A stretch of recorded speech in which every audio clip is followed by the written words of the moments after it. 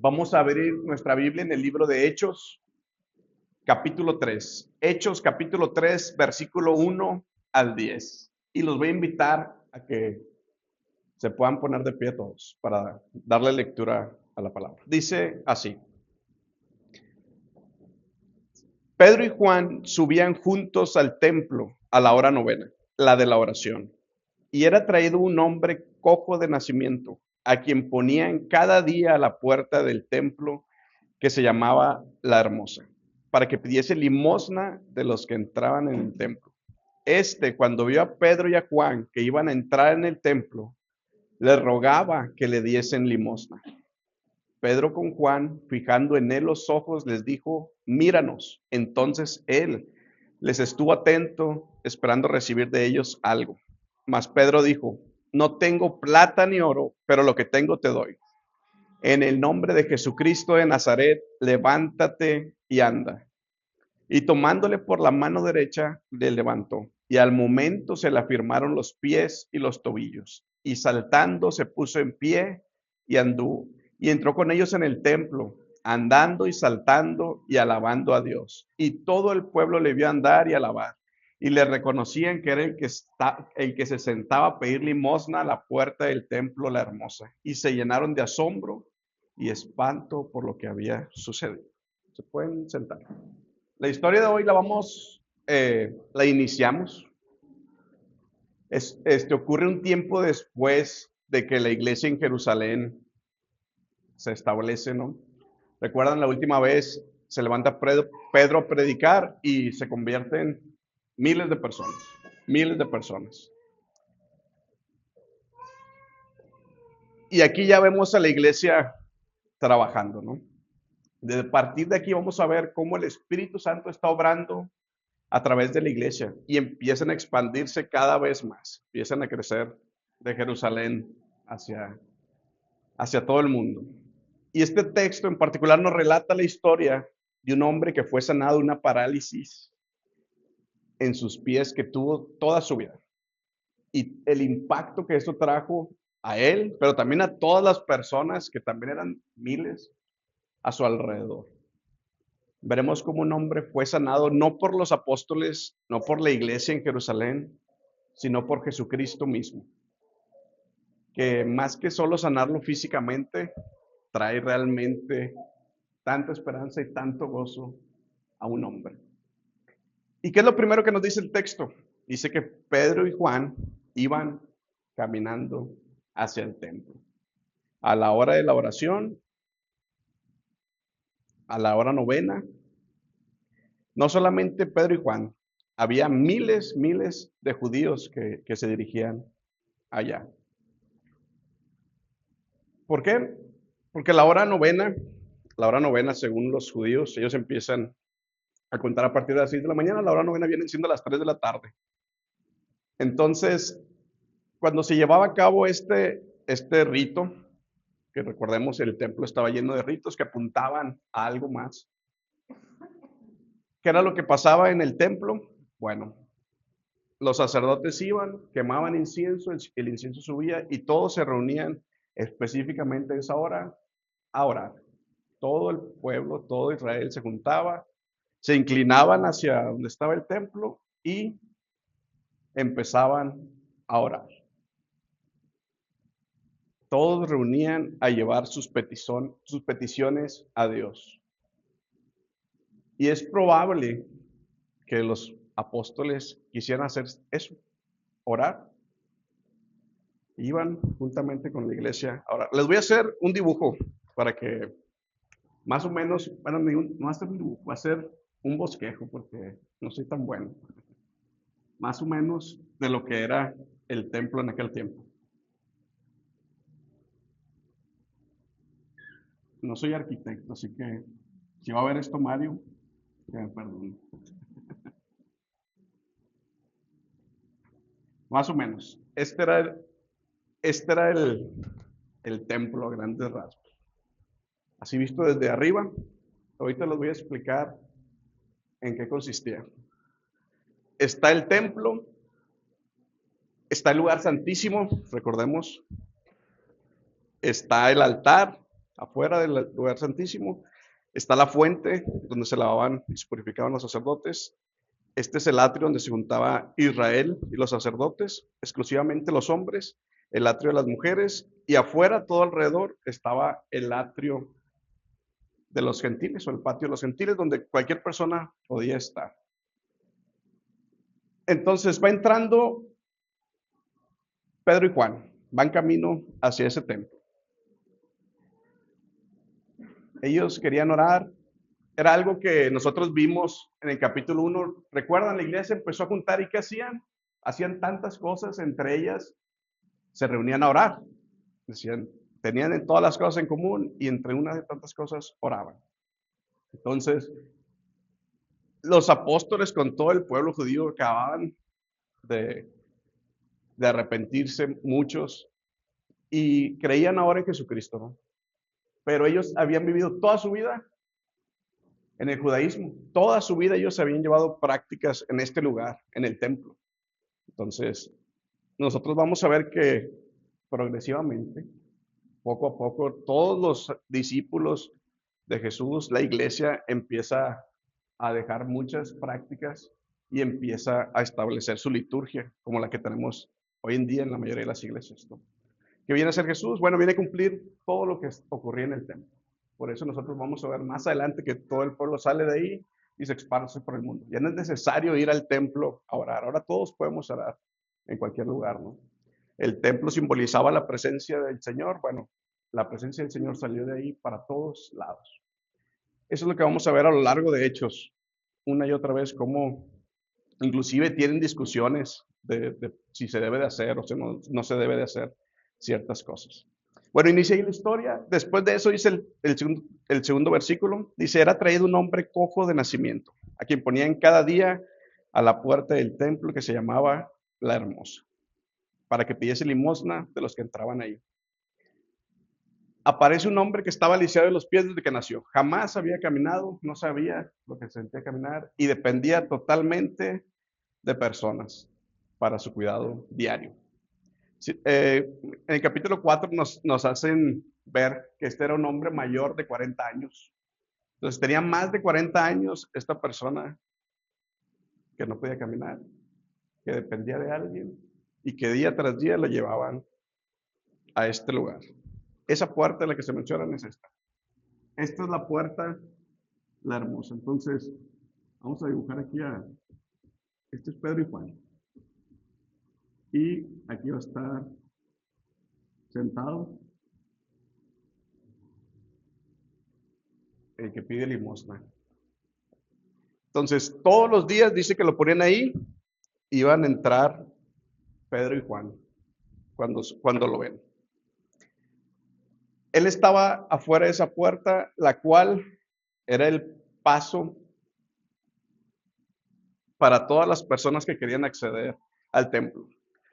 Este templo tenía otras pequeñas puertas, pero esas eran las principales, así que miles de personas de todo Israel venían y pasaban por ahí. Entonces era el lugar perfecto para que pusieran a una persona a pedir limosna. ¿Por qué? Porque pasaba mucha gente. Pero no solamente eso, no solamente porque pasaba mucha gente. También recordemos, en aquel tiempo Israel era un pueblo muy religioso, que decían, haz buenas obras para que los demás te vean. ¿Recuerdan cuántas veces Jesús acusaba a la gente de eso? Entonces, ¿qué querían hacer las personas antes de llegar al templo? Yo quiero que me vean dar ofrenda, ¿no? Que todos vean que le voy a dar dinero a alguien necesitado. Y eso lo hacían. Pero no solo eso, también lo hacían porque querían limpiar su conciencia. No me porté tan bien, pero antes de llegar a la presencia de Dios, yo voy a ayudar a una persona. ¿Para qué? Pues para que estar bien con Dios. Ya hice algo bien, Dios, tú tienes que ahora ayudarme. Entonces, era muy común ver a personas ahí y ahí estaba este hombre. Pero también pasa otra cosa. Ese hombre estaba ahí y no podía cruzar esa puerta, porque recordemos, yo les decía, entre más se va acercando el pueblo al lugar santísimo, hay más restricciones, ¿no? Afuera solamente pueden estar los gentiles y los impuros. Aquí solamente pueden estar las mujeres.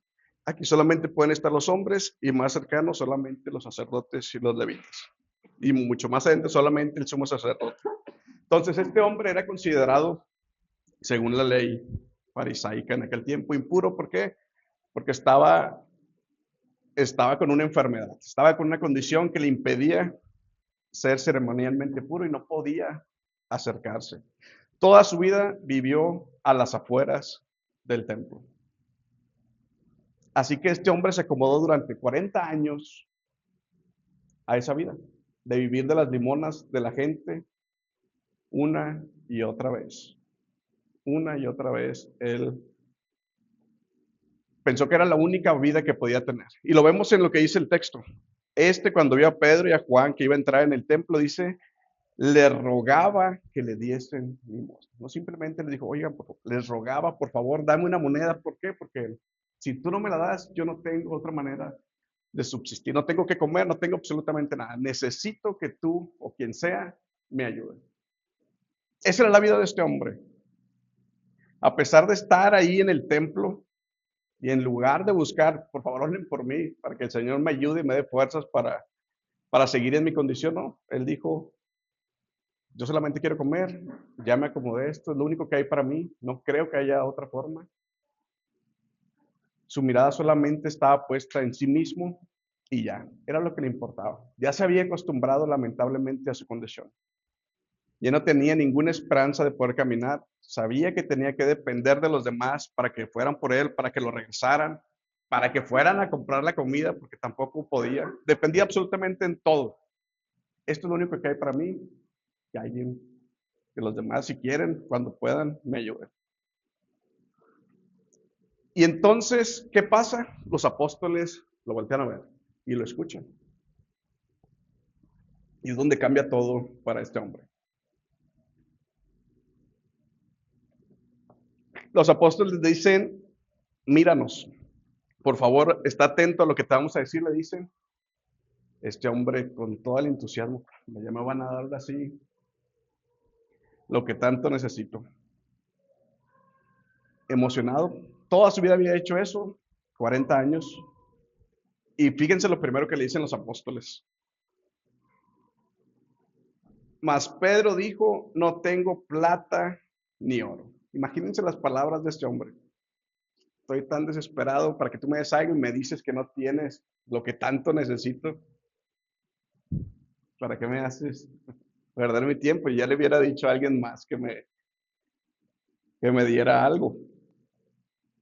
Pero ¿qué es lo que le dicen los apóstoles? No tengo eso, pero tengo algo muchísimo mejor.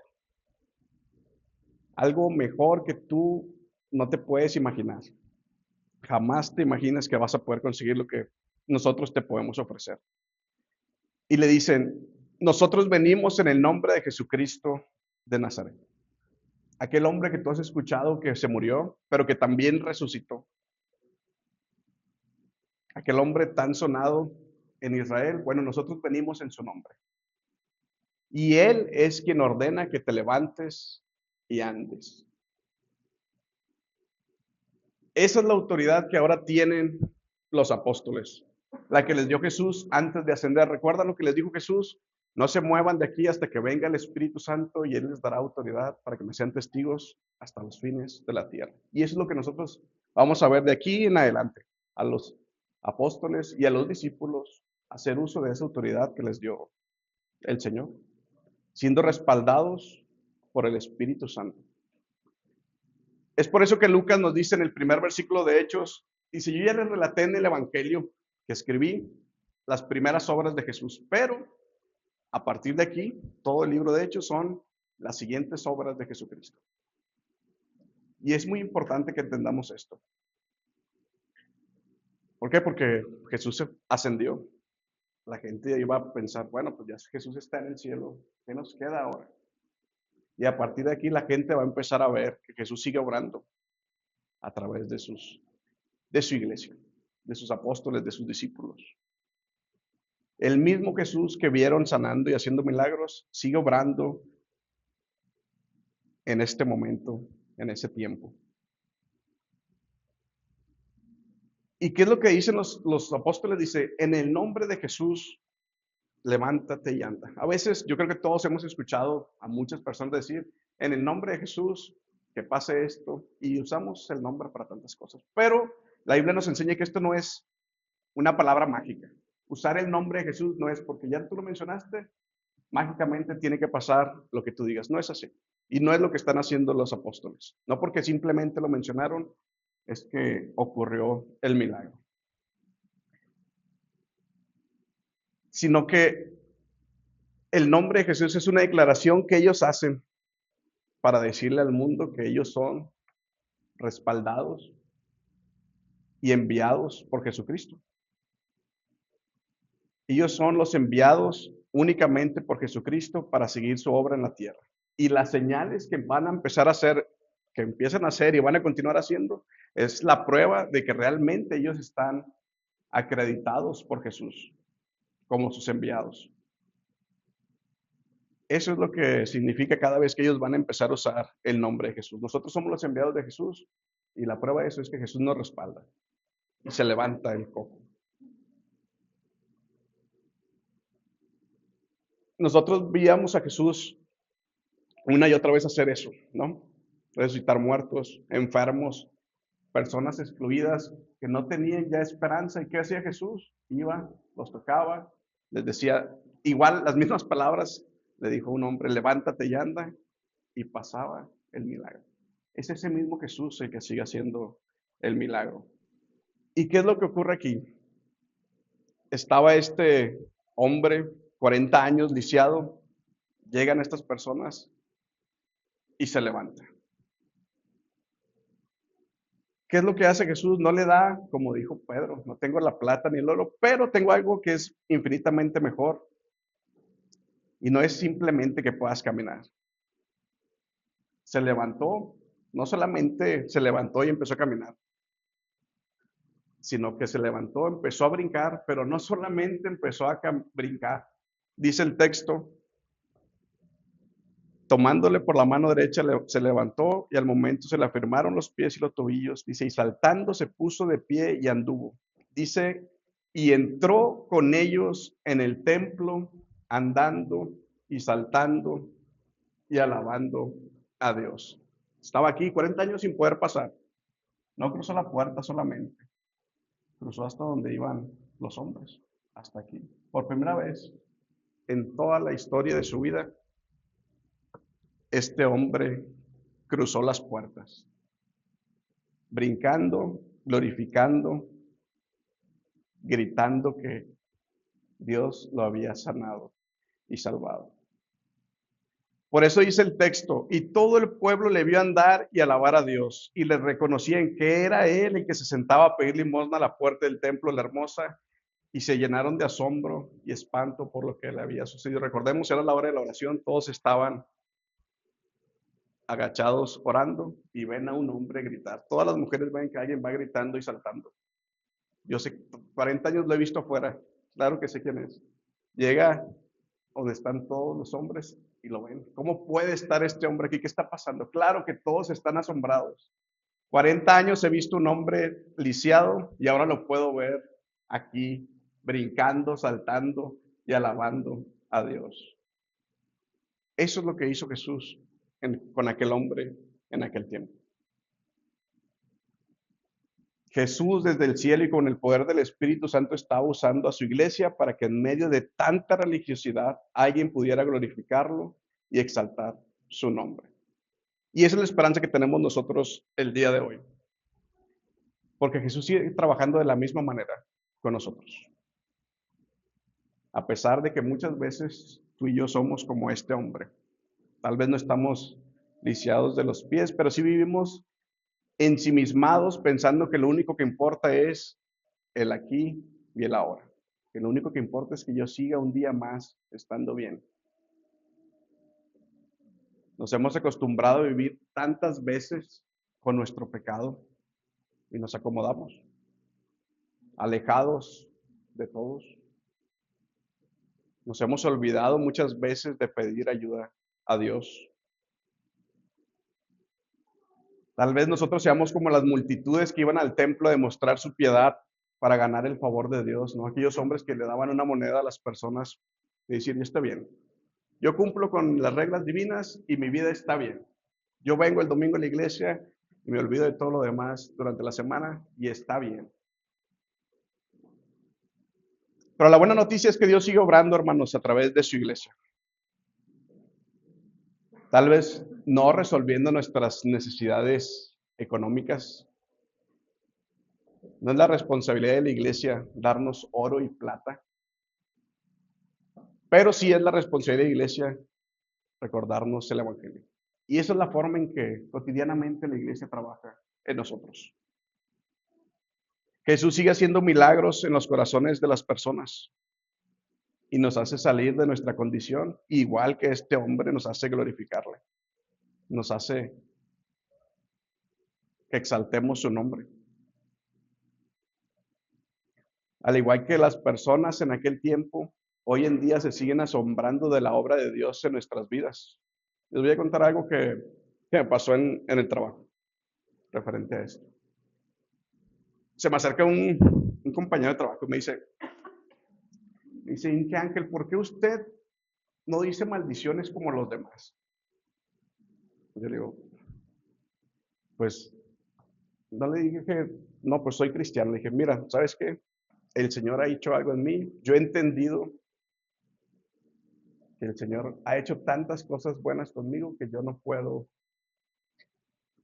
puedo ser tan desagradecido. Me equivoco, cometo errores, pero trato de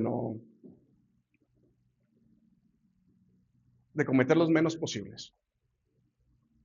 Y me dice, y entonces yo le pude compartir, de verdad, le pude compartir el evangelio en medio de tantas cosas.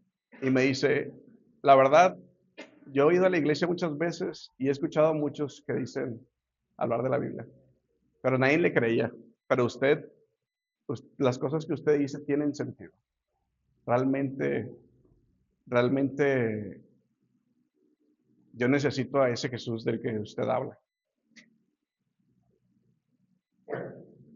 Y yo puedo decir que si alguien puede haber hecho eso algo en mi vida, fue Dios. Y realmente las personas van a ver cómo Dios está obrando en la vida de cada uno de nosotros. Realmente las personas se van a asombrar de cómo nuestras vidas son transformadas. ¿Por qué tú te enojabas tanto y ahora no? ¿Por qué tú eras tan grosero antes y ahora no? Porque tú antes no le hablabas a nadie y ahora sí. Porque tú tienes tanta paciencia con los demás y antes no la tenías. Las personas se van a asombrar de cómo Dios sigue obrando en nuestros corazones.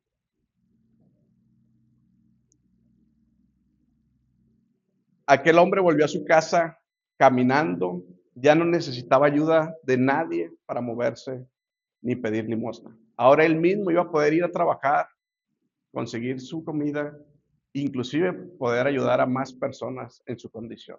Eso es lo que hace Jesús en nuestras vidas.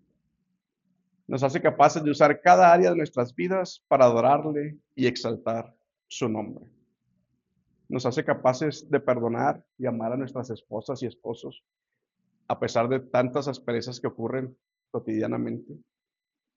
Nos hace capaces de ir a trabajar con gozo cuando hemos tenido tantas vacaciones, ¿no? Y tenemos que regresar mañana, aunque haya malos jefes, malos compañeros, y esté el sol o el frío. Nos hace ir a trabajar con gozo a pesar de tantas cosas. Nos hace capaces de guiar a nuestros hijos conforme a su palabra, a pesar de muchas veces la rebeldía de ellos y nuestra falta de responsabilidad.